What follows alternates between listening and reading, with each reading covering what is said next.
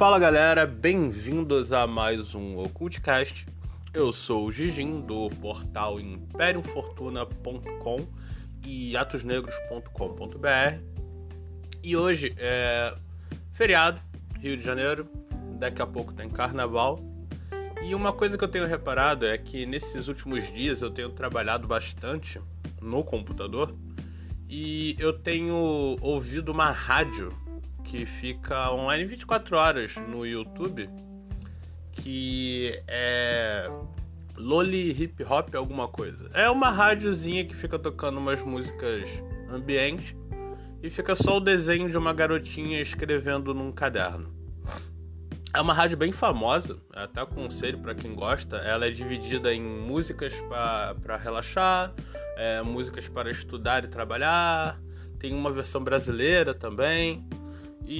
Ou seja, é uma rádio de músicas que fica tocando músicas, só que não são músicas com letras, né? São só instrumentais para agradar a mente das pessoas. Mas o que isso tem a ver com Goetia e ocultismo? Uma coisa que eu reparei é que essa rádio é bem famosa, então a qualquer minuto do dia que você entrar lá, você vai encontrar pelo menos de 20 a 40 mil pessoas ouvindo a rádio. E assim como qualquer canal ao vivo no YouTube, essa rádio ela tem um chat. E esse chat fica ali aberto o tempo inteiro. Até aí tudo bem, normal. Eu fiquei imaginando, quem é que entra ali? Talvez algumas pessoas devem marcar de se encontrar lá, que nem as pessoas faziam antigamente em sala de bate-papo, né? Pra, sei lá, não ser rastreado e poder ter conversas lá, que são tantas coisas passando ao mesmo tempo que você não vai perceber, né? Uma conversa ali meio sacaninha de alguém. Aí beleza, então fui dar uma olhada, né? Enquanto eu tava renderizando um vídeo, eu fui dar uma olhada no que acontecia dentro daquele chat. Aí eu vi que, obviamente, tem bem poucos brasileiros lá, mas a gente sabe que o brasileiro é uma praga que onde tiver espaço ele vai tentar se enfiar, né? E vai fazer merda, provavelmente.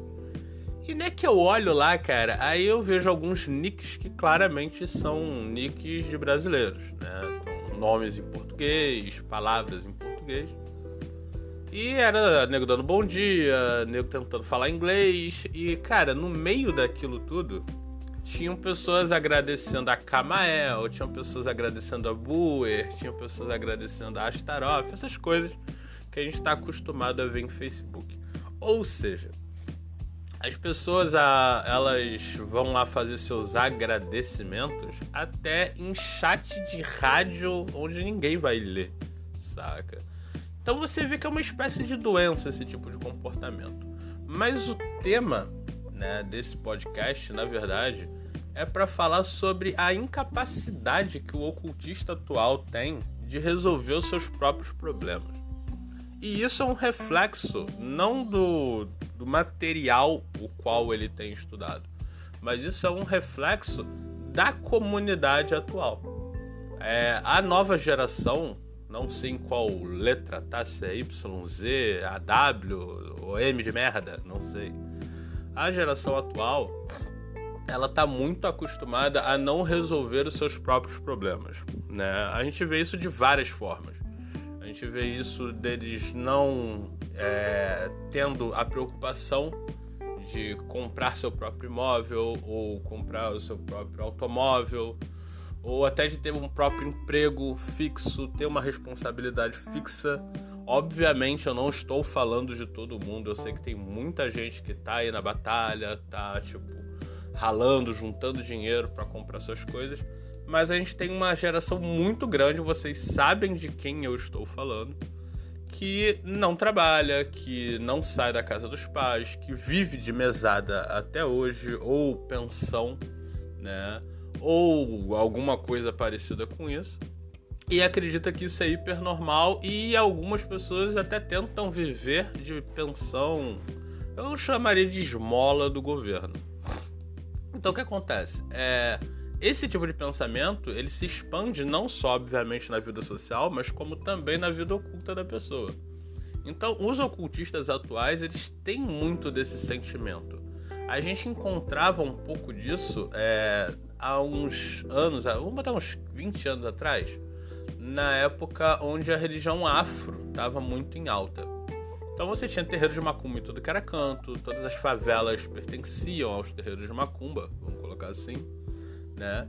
E as pessoas, elas tinham muito esse apego. Porém, uma grande diferença é que nos cultos de, vamos chamar de religiões afro, as pessoas, elas não tinham só esse desejo de receber algo, como elas também tinham a sua idolatria presa àquilo. Então você não bastava apenas fazer um pedido para um Exu, para um santo, para um orixá. Você, além de fazer isso, você tinha que pagar por aquilo depois e você tinha que adorar aquele santo, respeitar aquele santo. Então você tinha uma idolatria, certo? Mas já começava a nascer aquela necessidade de, mano, se eu não consigo, tem quem consiga, basta eu me ajoelhar e pedir que vai rolar. Lembrando que isso também acontece desde o catolicismo, etc. Porém, perceba uma coisa. Normalmente, quando uma pessoa... Normalmente, não é todo mundo não, porque a gente tem os crentes. Eu não vou falar de crente, porque eu não gosto de falar de... vocês sabem do que. Então, o crente, por exemplo, ele até tinha, sim, lá o seu panteão. Ele tinha os seus santos, ele tinha o Jesus, eles tinham o próprio Deus e tinham os anjos. Só que, ao contrário de quem era do culto afro, a galera que cultuava Jesus, santo e anjo, etc., eles faziam os pedidos, adoravam a vida inteira aquele santo, porque já era quase que algo social, era normal você nascer católico ou você nascer evangélico, e você esperava pela sua vida inteira que você fosse ouvido.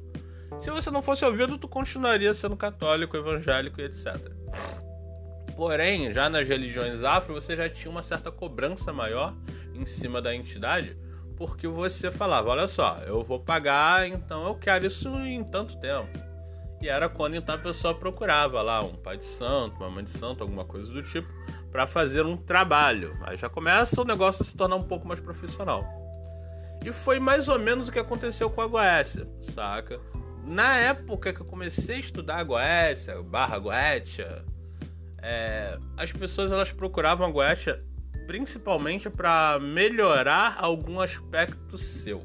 Então você chamava um bicho que era responsável por coragem, porque você queria amplificar a sua coragem, você queria aprender com ele a ser mais corajoso. Você chamava um bicho que era responsável por sabedoria, porque você queria aumentar a sua sabedoria. E você não chamava um bicho e falava, vai lá e mata ele, tipo um cão, sacou? Mas é isso que acontece hoje em dia. As pessoas hoje em dia na Goécia, elas estão realmente contratando, como a gente falava, de pokémons, só que, na verdade, o que elas estão fazendo é tratando a Goécia como se fosse macumba, certo?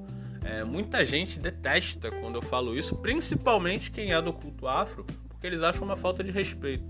Mas a falta de respeito não é eu falar que as pessoas estão fazendo isso, é as pessoas que fazem isso. As pessoas têm que entender que os orixás, os exus e etc., eles são um panteão totalmente diferente do que a gente encontra no Lemegeton. Então, você se comportar com numa evocação Goécia, que é totalmente diferente de um culto de evocação afro.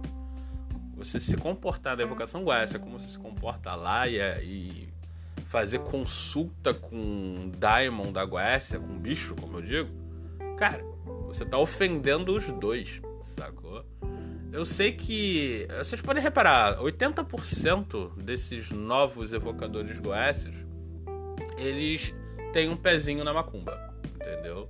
Então, normalmente ele deve ser o macumba 2.0, o macumba um pouco mais, vamos botar assim, interessado em coisas novas. Então ele vai lá e aplica a metodologia de um culto afro, certo? Na Goécia. Isso é um erro absurdo. Então esse é o primeiro ponto que eu quero levantar, mas lembrando que o podcast são só 10 minutinhos, então a gente já está terminando esse. A gente vai continuar no próximo a partir desse ponto. Então, não deixa de curtir. Agora a gente também está no YouTube, então deixa o seu like, se inscreva aí no canal, certo? Compartilha. Ou entra no nosso grupo do Facebook, a gente tem o nosso grupo também no WhatsApp, caso você não tenha gostado do que eu falei e queira reclamar, vai lá e reclama. Temos o nosso portal, imperiumfortuna.com e atosnegros.com.br. Então, por hoje é só. Até a próxima. Fortuna.